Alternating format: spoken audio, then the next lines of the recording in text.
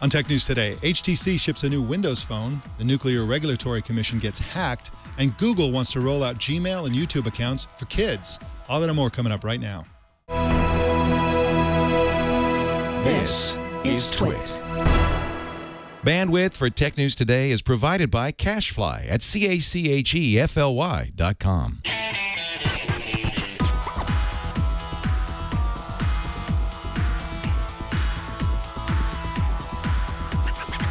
This is Tech News Today for Tuesday, August 19th, 2014. This episode is brought to you by Squarespace, the all-in-one platform that makes it fast and easy to create your own professional website or online portfolio. For a free 2-week trial and 10% off, go to squarespace.com and use the offer code TNT. Tech News Today is the show where we talk about the tech news with the journalists who report it. Welcome to the show. I'm Mike Elgan. With me is Jason Howell behind the controls. Now, yesterday you anchored TN2, Tech News Tonight. Yeah. And your most bleeding edge story was that Flappy Bird creator Dong Yen created an iOS app called Swingcopters. Wow. Wow, it's amazing. It follows pretty much the same exact game mechanics as Flappy Bird. Yeah. Except that you hit again in order to switch sides, and it goes vertical. Hey, he obviously had something going with Flappy Bird that people loved. I, for one, installed Flappy Bird and uninstalled it about 5 minutes later. It's like, okay, I get it.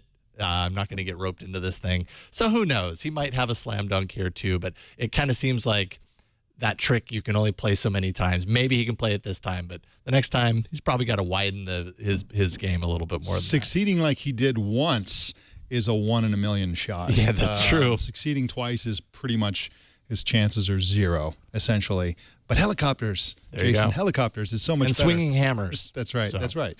Everybody loves swinging hammers. Speaking of swinging hammers, Joe Panettieri is our co-anchor today. And nice transition. Kind of worked. That's right. The Thor, the god of technology news. How you doing, Joe? I'm doing fantastic. How you been, Mike? I've been great. And you were telling me before the show that you're going to be hunting for additional props. You have prop envy because we have some good props coming up in this show. Yeah, so. I'm actually hunting around right now because I lost a couple, but I'm actually going down to Disney World with one of my sons in a few days. So, we've got the R2 unit back there. We'll see what else we can dig up down in Walt Disneyland. Maybe you can get a software Pirates of the Caribbean hat or something like that. Yeah, I could use a hat or two or three. All right, well, let's jump into the news. We have lots of it and lots of interview guests today. HTC this morning announced a new Windows phone. It's called the HTC One M8 for Windows. And here to tell us all about it is Mashable tech editor Pete Pachal. Welcome, Pete. What's up? How you doing? We got a lot of news today, and you got a lot of hardware in hand. So let's just jump right into this story. This is a rumored device, and it's probably pretty good news. How similar is this phone to the Android HTC One M8? On the outside, completely similar. I actually have both models here.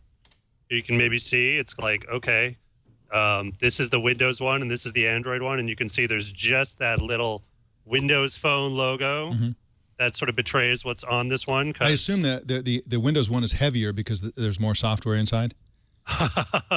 Exactly. No, they feel exactly the same. And if you flip them around, there you go. Now that you can tell which one is which. This is obviously the new guy. It's pretty cool. I mean, the HTC One M8, that's this year's model, was very well received as an Android phone, and the idea is to get that sort of special sauce to play up the Windows Phone platform a little bit. And they've done a good job in sort of translating a lot of the features that are sort of signature on the HTC One for Android. There's a camera that has the two parts to it. So it's the duo camera. That top sensor there records depth information. And by doing that, you can do cool things like you can take a photo and refocus it after the fact, kind of like a Lytro image. And it does a really good job of it because it's not just using software. It's actually using optical information too. There's the IR port still built into the power button on the top. Windows Phone actually doesn't support that kind of stuff, sort of just for any developer who wants to do it. So HTC had to work pretty closely with Microsoft to make sure that their TV app, which they've reimagined for Windows Phone, still works on this model. It also has Blink Feed, which is the sort of snackable data. that you get. I haven't actually set mine up. I've actually just come back from the event with this phone. But it works also on the Windows Phone version. It's just, it used to be you would sweep. Here's my home screen on the other one. You sweep this way, and there's blink feed. You can't swipe on the Windows Phone version. It's just sort of relegated to an app. So they've done a good job of translating that sort of HTC One magic over, plus adding some cool Microsoft features. Here's Cortana. Yeah, I was going to ask, in terms of adding those quote-unquote cool features, is there anything new that HTC has introduced here? Like, for the first time, certain software that they've written, is it first on Windows and then they'll bring it to Android? Or is it more a case of a lot of the Android features they've already developed coming over to Windows? Yeah, they're not messing with success. There's not really a new signature HTC thing that they're doing specifically for Windows, because a lot of that stuff was kind of built into HTC Sense, their skin for Android. So it's really like, to reverse engineer that is kind of a big deal. Some of the stuff works a little differently. So if you say go into the camera, so here's the HTC camera, la la la. And if you go into this, so, okay, you see there on the camera where you pick your different cameras, there's one called Lenses, and that's part of the Windows Phone software. Lenses aren't like physical lenses. Those are apps that will actually work with the camera app that you can call up, like an Instagram or a Pixlr, and they'll just appear in that list of lenses when you call up the camera. It is in the Android version, but that's sort of inherent to Windows Phone. And, you know, it can be pretty cool if you like to experiment with different kinds of apps and photo features. Now, the Wall Street Journal's Joanna Stern called this yet another great phone you won't buy. And that's kind of looking at it from the perspective of market share. Of course, Windows Phone has a very small market share. But for the Windows Phone fans out there, of which there are a few million, this is big news, because this is the first non-Nokia phone to come out on the Windows Phone platform in quite a while. And this is a great phone. People love this phone. Do you think this is going to change people's minds to convert over to Windows Phone? People maybe who are fed up with iOS or something like that and don't want to go to Android, or do you think this is just going to be something, a new way to divide up the already small Windows Phone pie? No, I think it's going to convince some people. The HTC One is a very good phone. It's well received. I think it got really great reviews from pretty much everybody, including me. Some of those features are, well, actually, my favorite feature on the HTC One isn't on Windows Phone, which is actually the Zoe camera, which works to create highlight videos of everything you're photographing. So if you take a bunch of photos and videos around an event, it'll automatically create a highlight video with all that stuff. That's actually not on the Windows Phone version, which is a shame. But that's not, the HTC One M8 doesn't live and die by that feature alone. This is a great phone. There's not a ton of great phablets on Windows Phone right now. There's the Nokia 1520 and I believe the 1320. And so this is offering like a flagship level phablet on Windows Phone to anyone who wants one. Then it doesn't have some of the design issues that the Nokia one has, where it's got that gloss finish. It's sometimes a little hard to hold. It's a little smaller than that phone. So I think this has the potential to win some people over onto the Windows Phone side. I don't think it's just going to be Windows Phone fans. I think you're going to see people like, oh wow, that's actually a great phone. For whatever reason, Windows Phone. I'm giving Windows Phone a look, because this phone actually has what I need, particularly if it's phablet size. That could mean better traction overseas. Of course, they haven't announced overseas launches yet, but I think we can be pretty confident that that's coming in the near future. Hey, Pete, what about pricing and availability on this? Yeah, as I said, it's only in the U.S. They're launching in the U.S., and it's exclusive on Verizon. So, fortunately, the out of the gate price is pretty good. It's $99.99, so $100 with a 2-year contract. And of course, you can also buy it on one of the contract-free plans that all the carriers offer now, Verizon Edge, which I believe it's in the neighborhood of $20 to $25. I'm not exactly sure, but the Verizon exclusivity will certainly hurt this phone a bit out of the gate. because obviously you want it on all the carriers if you really want to get that traction. But Verizon was recently rated as one of the best carriers out there, and they're certainly a behemoth. So, as carriers go, if you had to go with one, they did okay. All right, well, Pete, Pachal, please stick around. We're going to bring you back in for another story in just a few minutes. But first, I want to tell you about Squarespace. Not just you, Pete. I want to tell everybody about Squarespace. Squarespace is really well known as a place where you can build a website that can't be brought down. It's also well known as a place where you can build a website that is beautiful and beautifully designed.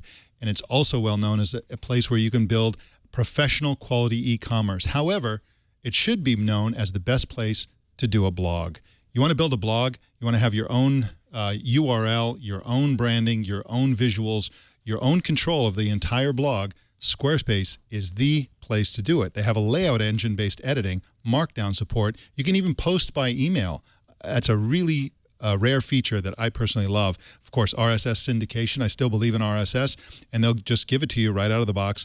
And geotagging, so many great blogging features, and I recommend that everybody who is currently not publishing a blog, you should be publishing a blog. Publishing a blog is probably one of the best things you could ever do because it really enables you to explore what you're really passionate about, what you're really interested in, and then you can, over time, gather community around those interests, and it's a super gratifying thing, and it's easy to do. If you've already got a blog, simply import your existing blog, and you can bring it in from all kinds of other blogging platforms very, very easily. It also supports a configurable sharing button, so you can, one button click sharing on Facebook, Twitter, Google+, LinkedIn, StumbleUpon, Reddit, Pinterest, and Tumblr, all the major sites. Entry scheduling lets you schedule entries, so you can write 3 blog posts at once, but have them dribble out every few hours, so you're not overwhelming your readers with a big rush of stories.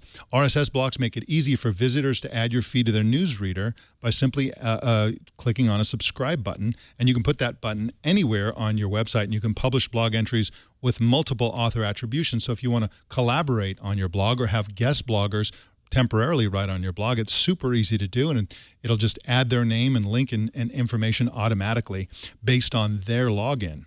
So you don't really, once you set it up, you don't have to do anything additional to support multiple author attribution. You're not going to, in my experience, you don't need much help to use Squarespace. It's so intuitive and so easy to use. But if you do need help, if you would like some help, they have tech support 24/7 via chat or email. And they have great support. This is one of the best support things I've ever seen. They really know what they're talking about. And Squarespace sounds expensive, but it starts at just $8 a month. And that includes a free domain name if you sign up for a year. So what are you waiting for? Start your free 2-week trial with no credit card required and start building your website today. When you decide to sign up for Squarespace, make sure you use the offer code TNT. That'll get you 10% off the price, and it will also show your support for Tech News Today. Well, Joe, it looks like we have some kind of a digital China syndrome going on. What's the latest hack? What is the hack of the day? The hack of the day is actually a 3-year hack. And this, let's start with the big picture. What if nuclear reactors suffered a digital meltdown? Now, fortunately, that has not happened. But in the past 3 years, the Nuclear Regulatory Commission computers were successfully hacked by foreigners roughly twice, and also by an unidentified individual a third time. And this comes from nextgov.com. So, for me, Mike, we certainly have some details about this particular hack or series of hacks, but I think the bigger picture here involves protecting critical U.S. infrastructure, the power grid, communication networks, transportation networks, financial networks, and healthcare networks. And it seems to me like the international quote-unquote espionage when it comes to hacking is going after all this critical infrastructure at this point. And I'm not quite sure that the U.S. is ready to put up the digital defense across all these systems. Do you have a sense of, we cover these stories day after day. They're just one hack after another. Everything's being hacked. Right. Yesterday we talked about a big hospital being hacked, multiple hospitals being hacked, all this medical related information, or at least the personal information of patients being sort of hoovered up and taken off somewhere into China. We see so many of these hacks, and it seems like nothing can be protected. What is the larger solution to these kinds of attacks. I mean, it seems like the federal government isn't doing anything. Private industry isn't doing anything. You see the security companies talking a lot, but usually that is all about scaring people into using their services or using their products. Right. And yet, it's just one thing after another with these massive hacks that, go into scary infrastructure like the nuclear, who knows what they've got, what sort of secrets they can piece together from the Nuclear Regulatory Commission. Yeah, I think part of the problem is the solution itself is a problem at this point. And what I mean by that is look at a company like Kaspersky Lab. To their credit, they're an antivirus company. But if you go to their conferences, if you read their online content, they have talked about protecting critical infrastructure for years. And they've been developing an operating system, sort of a purpose-built operating system, not a Windows, not a Linux, but this core code that the infrastructure companies or organizations could run their systems on, like you could run a power plant, all their applications on top of this. The problem is, number one, the code from Kaspersky isn't quite ready yet. Number two, Kaspersky itself is a company that was founded in Russia. So, of course, for better or for worse, U.S. organizations are going to be concerned that this code was actually written by a Russian company. And the other problem is, of course, the weakest link in almost any security chain are the users. And this is another case where something like a dozen employees got suckered in by a phishing link. And that's always going to happen. You can always socially engineer people. And so that's one of the least appreciated factors in almost any sort of hack, that it's almost always a combination of social engineering and, hacking and cracking skills. Yeah, you almost wonder when email systems and communication systems will actually flag. You can't always tell. It's difficult to tell what is a phishing message and what isn't in many cases. But on the other hand, could communication systems, email systems, at least flag things that say, hey, this is from a user you haven't dealt with before, or from an IP address that you haven't dealt with before. So it's not saying, hey, this is a phishing message, but it's at least flagging it for you so that you have that point of hesitation to say, wait a minute, am I going to proceed or not proceed here? And why would I proceed? Yeah, what that will do, though, is that will train the crackers to make sure that they establish a rapport with you in advance so that you are a known user. And, of course, we've seen Facebook using the "we don't know who you are" method to deep six messages. For example, if you send a message to anyone on Facebook and you've never messaged them before, your message will go into a folder called the Other folder, which almost nobody checks. And by the way, if you want to entertain yourself, go to Facebook, go into the messaging area, find the Other folder, and look at all the messages you missed. And in many cases, you're likely to be shocked by the messages you missed. And people often are. But it seems to me that there has to be a separation between any sort of web surfing and the system that is gaining access to the corporate networks. So, for example, what I think we need is some method by which you get a phishing link, and instead of just clicking on it and opening a browser right there on the system that's logged in and everything, you essentially carry that URL over to a sandboxed or a different system or some way that you can go to the website, and then from that window, there's no access to the corporate networks. Something like that has to be a standard operating procedure, because as long as the user is logged into networks that have sensitive information, and as long as you can execute anything, including just opening a web browser, these things are going to happen. Yeah. And then you extend that one step beyond the corporate systems, take it to the consumer systems where so many of us are now working from home, including myself. When is it that the ISPs are going to stand up and say, hey, in order to use our service, you have to have at least these minimal security checks in place on your system before you can even connect to the public network? I mean, and I think there's some healthy debate there. You don't want the ISP going so far, but do you at least want a minimum barrier to entry before everyone's hopping on broadband? And the other thing we all have to watch here is the feds on the flip side going after the ISPs. Anytime there is a hack of this point, the ISPs are ultimately scrambling to reply to requests for information, et cetera, on where the hacks came from. So it's a mess, I think, both on the consumer side, the ISP side, and then the corporate provider, the actual corporate network. Well, it's an interesting new development, but it's not surprising because these kinds of stories are coming out almost every day. And so we can expect lots more in the days and weeks and months ahead. Somebody's got to do something. Maybe, Joe, you and I should launch our own security company. It seems to be good work if you can get it. There's plenty of it. I've got that name. I've got that title, entrepreneur, in my name. So I better get started on something soon. Otherwise, people will say I'm bluffing. Well, in somewhat lighter news, or maybe it's heavier news, a company called Fuhu just unveiled some big Android tablets, really big. One's got a 24-inch screen, and the other one's got a 20-inch screen. They're called Big Tab tablets, and they're aimed at kids and families. So we're going to bring back in Pete Pachal, the tech editor for Mashable. Welcome back, Pete. We missed you. Happy to be back. So tell us about these tablets. Why are they so darn large? Well, I'm appropriately bigger now for this. Perfect. Well, they're large because that's actually an ideal size for sharing an experience, particularly games. So if you think about how we used to encounter board games like Monopoly and Sorry and the things like that, it's a big game board. And to do that, capture that virtually, I mean, an iPad or even something as big as like a Surface Pro isn't going to quite cut it. You need something huge. And that was the logic here. Also, kids obviously aren't going to be quite as precise, particularly small children, in terms of their touch. And it also opens up a lot of possibilities to use the tablet as, say, an easel. And the stand, they actually come with an easel-like stand, so you can easily sort of push it up and start sort of doing some painting in a painting program. So they really thought about the optimal experience for both small children, everyday children and families at large. And it's pretty good. I've used one, the 20-inch one. I did a little air hockey on it. You can actually do it. You can actually sort of do some very fast, sort of quick movements on it and, not fly off the screen right away or interfere with your the person you're playing against. They've thought out the experience pretty well. Hey, Pete, Joe here.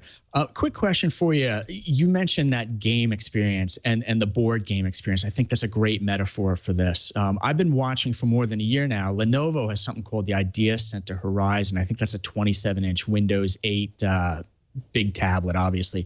But they have air hockey on that. They have Monopoly on it. But I never quite bought it because of the price tag. I think the price tag on that is something like $1,500. Do you think the tablets you're talking about here can open up the market more rapidly thanks to an aggressive pricing and maybe some more interactive games on them?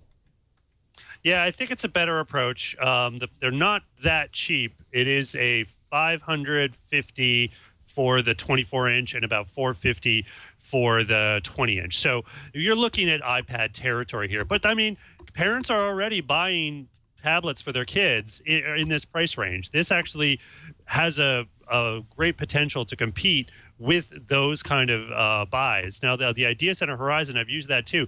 That's actually a great rig. It even comes with some accessories that, digitally work with the screen, right. So you actually have an air hockey thing to use it. The problem is, you're right. I mean, you could probably buy 3 actual air hockey tables for that much, at least, So you have to sort of get it into this range, which I think these tablets get to for at least some people. Now, could they have gone cheaper? Yes. I mean, they could have put it in sort of a lousier processor, take down the resolution. They didn't. These are actually pretty good tabs. They both have a powered by Tegra 4 processor, so that's not bad. It's not quite the K1, but I mean, it's very snappy for games like this and doing sort of storybook experiences. So they're not junk, and you could even once the kids go to bed, you could potentially just prop that on your lap and do some work or some second screen experiences on your 20-inch tablet.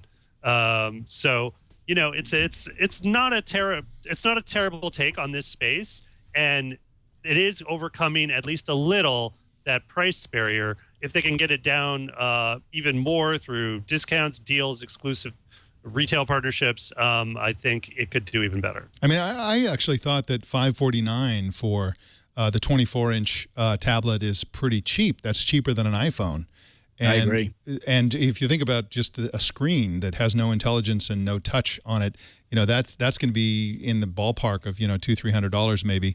Now let's drill into some of the functionality that they built into this to make it family and kid friendly. They have what they call 5 modes. So one of them is called 2-play. We can play checkers, chess, backgammon, and other games. Another one's called game room, air hockey, which you mentioned, and board games.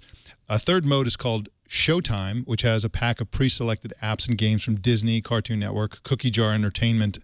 There's Storytime that has 35 interactive ebooks, and Big Canvas, which is for virtual paints, crayons, pens, and more. I love this idea, and I also like the idea of having multiple screens like this. I mean, you can imagine this bolted to the freezer door or something like that instead of the magnet notes and calendars and things that people tend to put onto the refrigerators, make it all digital.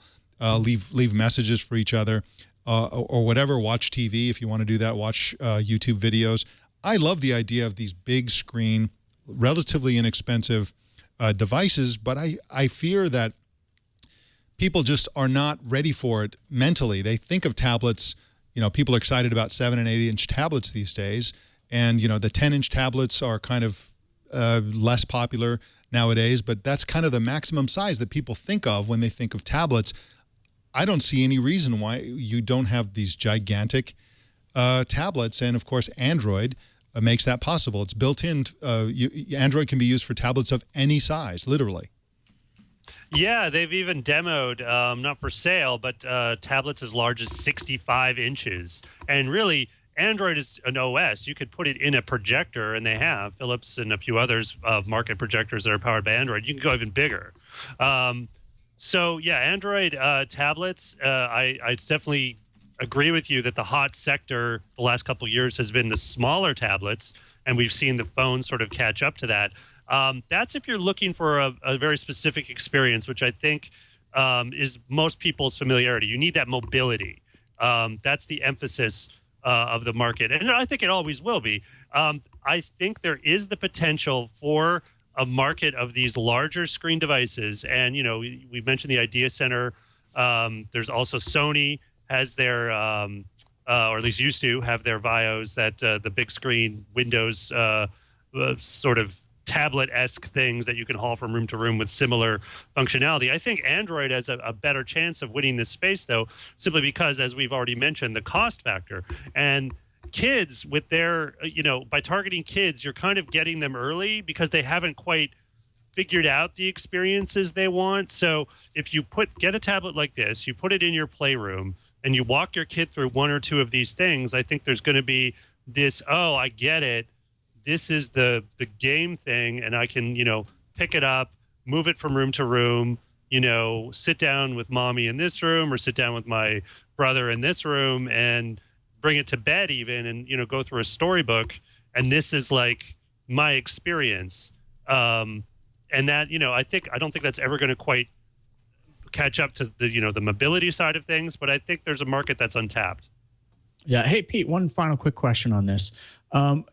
When I look at this, I keep wondering when does the tablet get a little bit bigger and start to resemble the original Microsoft Surface, which was that big coffee table looking type of setup. But what I would like to see is a super large screen built into a custom coffee table, so it becomes a gathering place in your living room where when friends stop by, they're actually taking a look at this. And it almost becomes the next generation TV where the family used to gather around the TV. Now they're gathering around this quote unquote coffee table. Do you see custom furniture and those types of things emerging around this as natural accessories?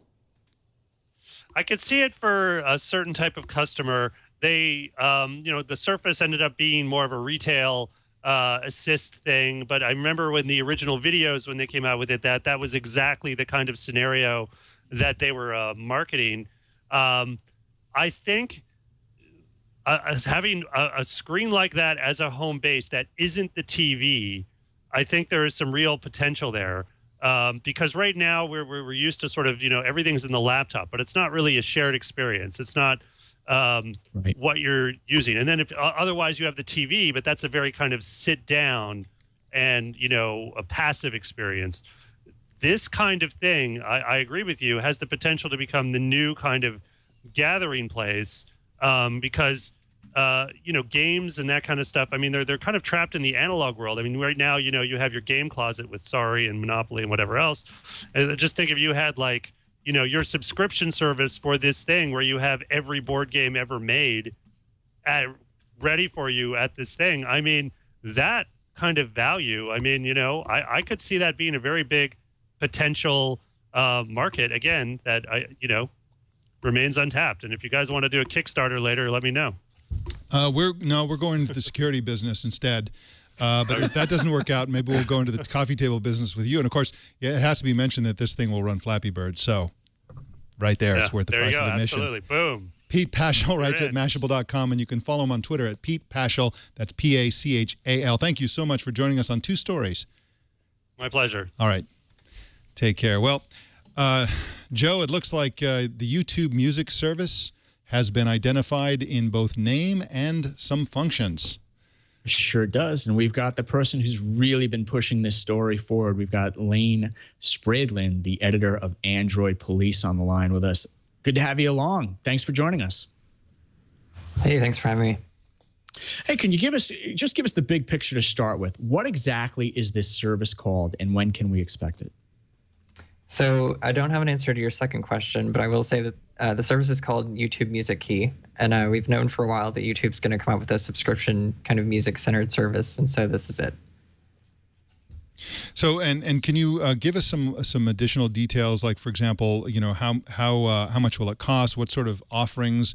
And more particularly, what kind of music service will they provide that's unique that can't be found on other services?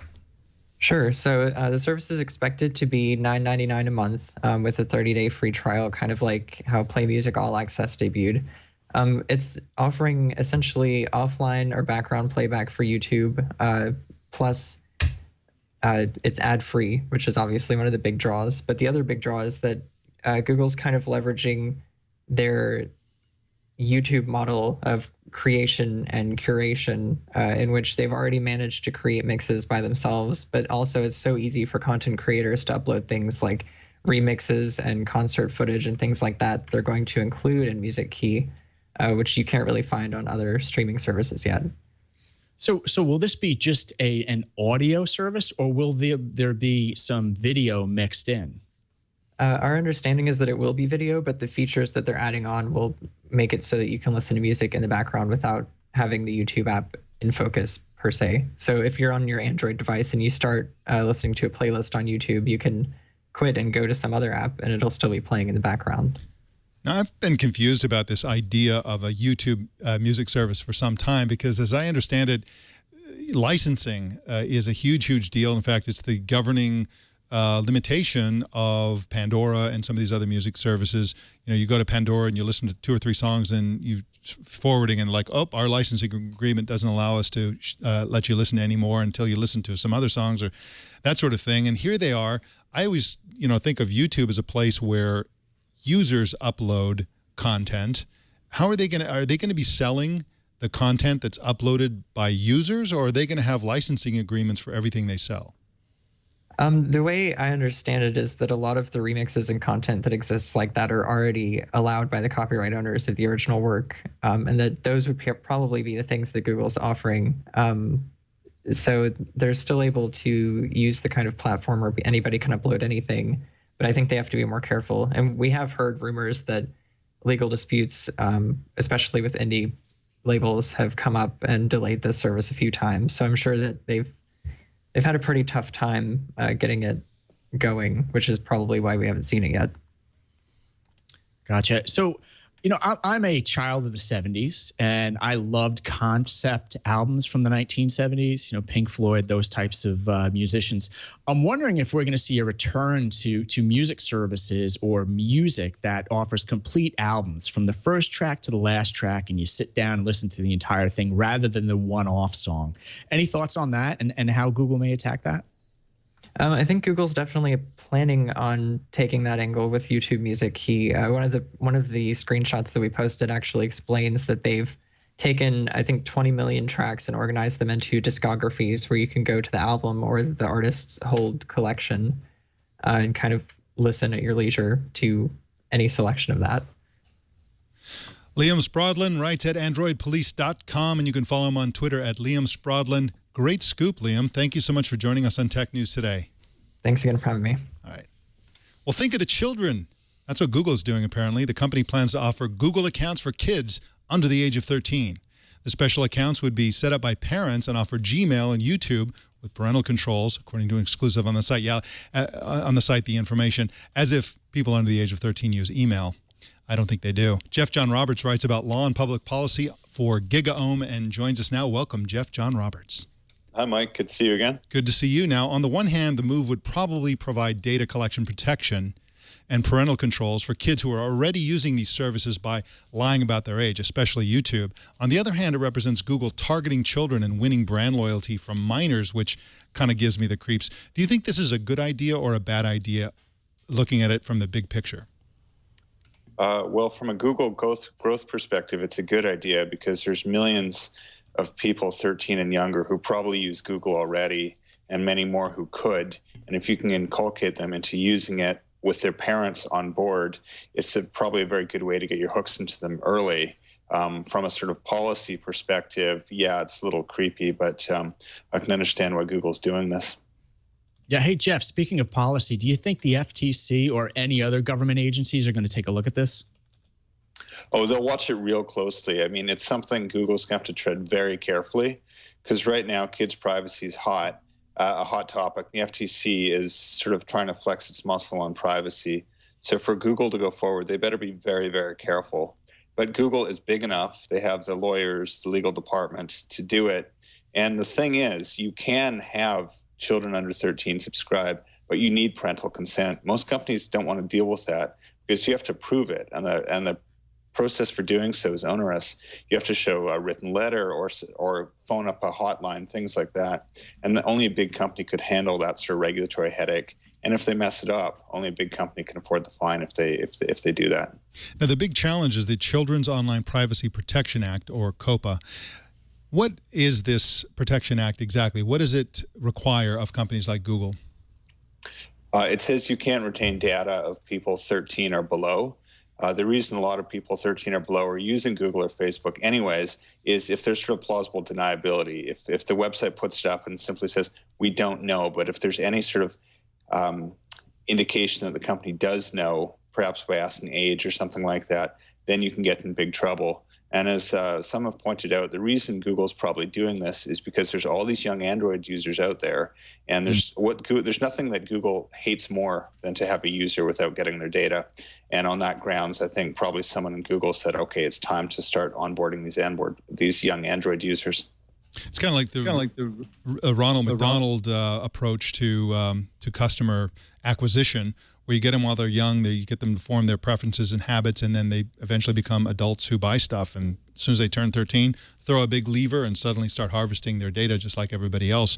Now, it's an interesting story. We're going to be watching this to see how this comes about. And I have the feeling that other companies, you mentioned that they have the deep pockets to do this and to deal with the lawyers and the regulation and all of that. I imagine that other companies are pretty happy with kids just lying about their age because it enables them to harvest data, but they're still covered by the law because they have set up this requirement and they have the users promise that they're old enough and so on. And so that kind of is the status quo right now, and it's probably working for the companies that don't want to deal with this type of regulation, as you mentioned.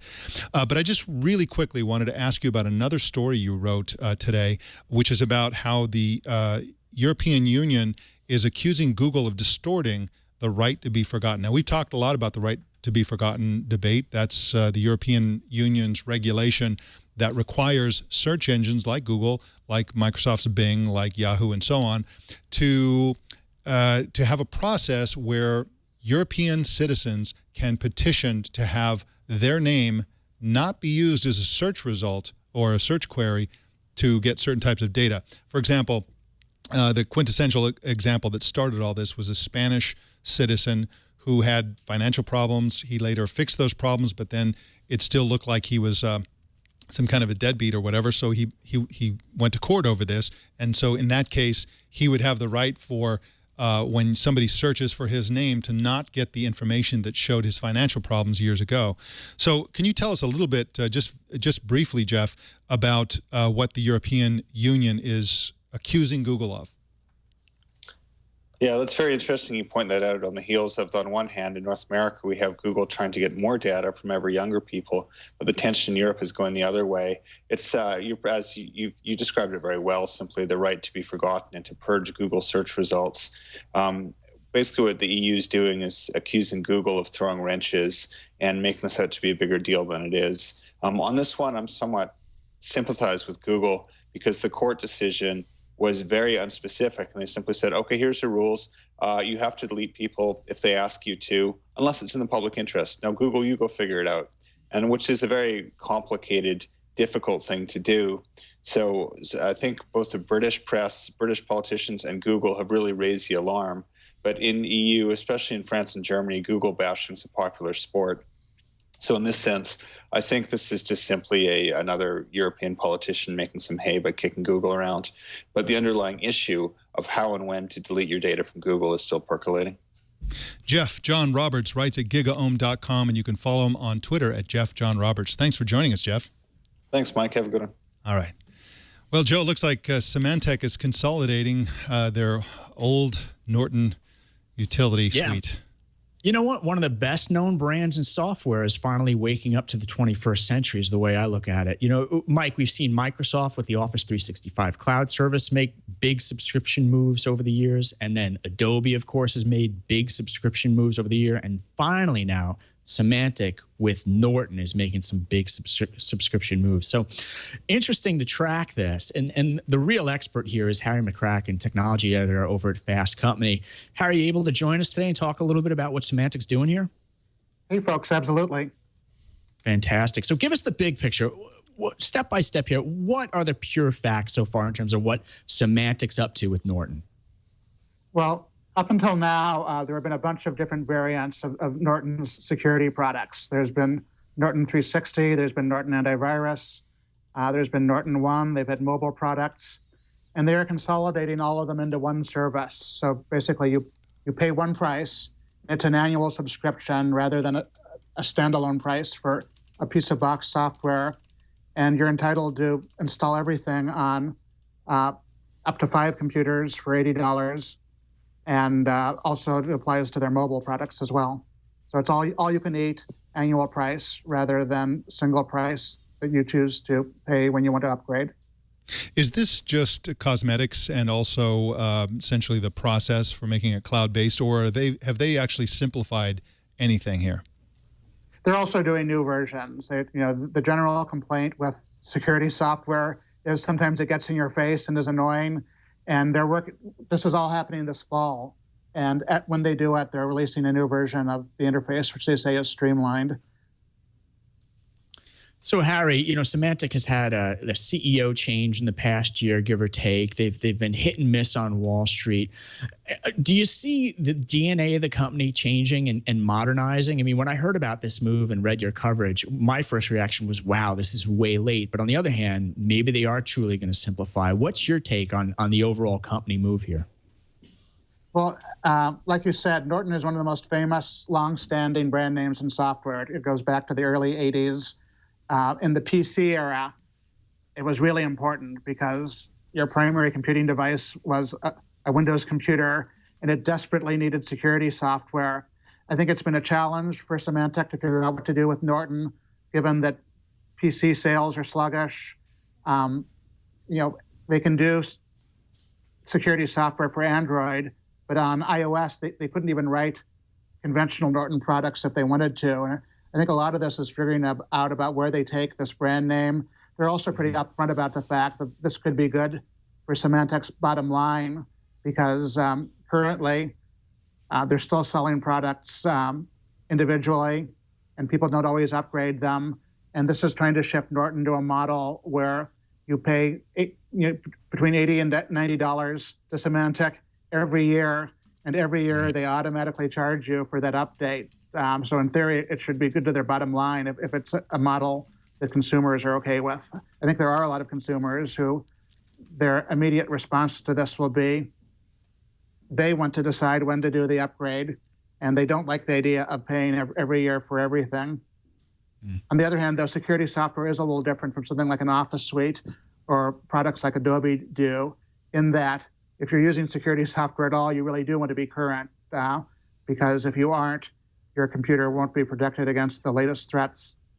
Now, they also introduced a money-back guarantee. How do you know if it didn't work? If all your if all your data is stolen and everything is erased, then you get your money back? Or how would you know if the security suite isn't protecting you? Well, basically, the notion is that you will get an alert if there's a problem.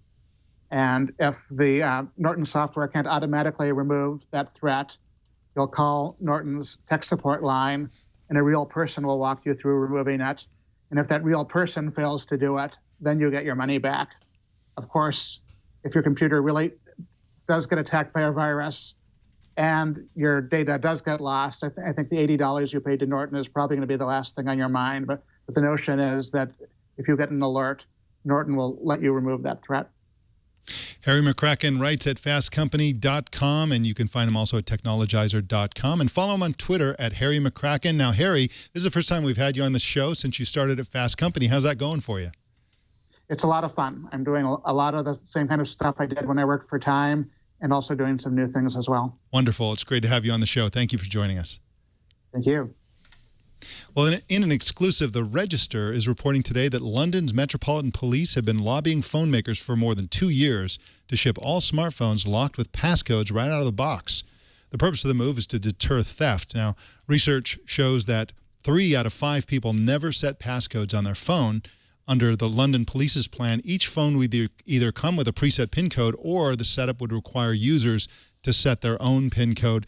Joe Panettieri, how much pull does the London Police Department have with the world's smartphone vendors? Next to nothing. No, I don't know. I just think this is yet another case of the government overthinking things. Let the industry sort it out. Why the London police would get involved is beyond me. Yeah, they're just trying to, reduce crime. And of course, smartphone theft in London is actually, it's like the world's global epicenter for smartphone theft, or so I've read. Well, Joe, it looks like Apple has yet another pile of patents for us to sift through. Yeah, pile of patents, roughly 48 of them, apparently. And the one that's catching everyone's attention has something to do with a curved touch display. So, Mike, you can guess. Everyone's thinking, oh, this has to do something with iWatch, or allegedly iWatch. Yep. And we heard, we were hearing about a curved glass smartwatch, what, 2 years ago, a year ago, 2 years ago? I mean, we've been talking about this for a long, long time. And, I think I remember writing columns about this a couple of years ago. Sure. Because that's really the problem with smartwatches, is that they're big, clunky, bulky. They have these big edges and corners, including the Android Wear devices that both Jason and I are wearing. It's not the size as much as is the shape and the intrusiveness. You knock them on the doorknobs or whatever when you're walking around. And so curved glass makes a ton of sense. It's not easy to do. And, of course, Apple is obsessed with curved glass. Their new spaceship headquarters, according to Steve Jobs, doesn't have a single flat piece of glass in the entire building. And so they love the curved glass, and of course they're patenting that to the greatest extent possible. What else do they have in terms of patents that stood out to you? Well, I think what really stood out to me here is the fact that we're hearing so much about patents lately from Apple, especially ahead of the September 9th iPhone 6 alleged launch. So I think it was a few weeks ago, Mike, you and I and the rest of the team, we covered the fact that Apple had earned some sort of patents that had to do with wearable computing. It almost looked like a mini iPod mini strapped to your wrist, and to me, when that patent emerged, it almost felt like circa 2008. It was almost like that game had already been played out, and now you have this new curved touch display patent emerging along with 48 others. But to your point, Mike, you were estimating that you've been covering this for roughly 2 years. It looks like these patents were filed for back in the 2010 timeframe. They're just coming to light now. Patently, Apple has the complete scoop. I think it may be a coincidence that it's all coming to light in terms of spilling out onto the web right ahead of the iPhone 6 launch. I'm trying not to reach that conclusion that we're going to see all this news at that launch on September 9th, but the news just keeps on coming ahead of that event date. It does, and I'm also seeing chatter that the iWatch may have been pushed back to 2015. It's a typical coming into an Apple announcement. You have rumors that say X, and you have another rumor that says not X, and you just don't know what to believe until you get there. We do know that Apple's building a watch. We just don't know when, and we do know that Apple loves curved glass, and they have intention to build curved glass devices. We don't know when, and so they're a very slow-moving company, so we may not see any of this stuff for a little while, but they do have the patents, and again, has to be said that some of their patents never see the light of day. They like to do just in case kind of patents because that's a smart thing to do. Would Apple ever? I think the answer to this is no. But would they ever build a display into their Magic Mouse? Because that kind of looks like a Magic Mouse to me. I wouldn't put it past them. I don't know why they would. I don't know either, but who knows? Well, you should file a feature request. There we go. I want to display, maybe show cartoons and Flappy Bird right there. Exactly. That'd be great. Second screen, right? How about a second button? Well, we got an email from Lillian Banchik, who's a doctor, about our story yesterday on that big hospital hack. The personal information of something like 4.5 million people was compromised when a healthcare company called Community Health Systems was hacked. And here's what she wrote in her email. I think you missed one of the primary motives for the theft of those medical records. In my opinion, it was done to raise money, pure and simple, by the sale of false identities, both civil and medical. This is a crime where someone fraudulently uses your health insurance information to obtain medical coverage. For example, and this comes from my own practice, I had a patient who was an undocumented person and presented with severe abdominal pain, afraid of being arrested and deported. This person used a relative's insurance card and claimed to be that person. We relied on that identification and looked up the relative's medical record, which showed that the person already had an appendectomy. The patient had an abdominal scar from another procedure, so a simple exam couldn't have established the appendix was still there. By the time we realized what was going on, the patient had become much sicker, and he/she would have been if we had known that the appendix was still there and had just gone ahead with the surgery. So that's kind of a scary idea. That would probably rule out the Chinese army if the motive, in fact, was selling for money, this sort of health information. But it is a scary thing that people would be using somebody else's health medical records that they purchased on the black market. And we thank you for that email. Well, in a few follow-ups, we have some very quick follow-ups. We reported the introduction of the LG G Watch, which runs Google's Android Wear operating system. But now, the Korea Times newspaper in Korea, of course, is reporting that LG could introduce version 2 of the watch at the IFA conference in Germany next month. That'd be right on the heels of the Moto 360 launch, which we're expecting early in the month next month. We also reported Friday on Samsung's acquisition of SmartThings to boost its home automation lineup. And today, Samsung said they've acquired an American air conditioning distributor called QuietSide. That's pretty cool. Air conditioning. Nothing's cooler than air conditioning. Also, we've extensively covered Amazon's first smartphone, the Amazon Fire Phone, which shipped July 25th.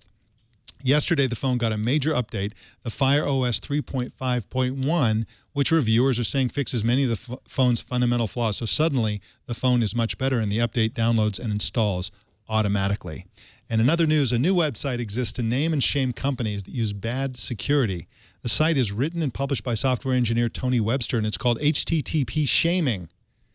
It exposes companies that send customer information over the internet in an unencrypted form, and he's already identified 19 applications and services that deserve our scorn and ridicule, and now he's accepting reader submissions. You can check it out at http://shaming.tumblr.com. Of course, it's a Tumblr. And our TNT fan of the day is Douglas Dewing in the state of Oregon, who posted this picture in the Tech News Today Google Plus community. Take a look at that. And there's Joe Panettieri. Look at that. Wow. On the big screen, maybe on a coffee table somewhere. Yeah, call it the Joe Show. Look at that. That is a very large TV, and that's a great way to consume Tech News Today.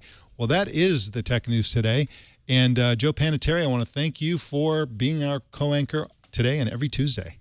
It's always great to be here. Thanks to you and Jason for having me. All right. Well, thanks again.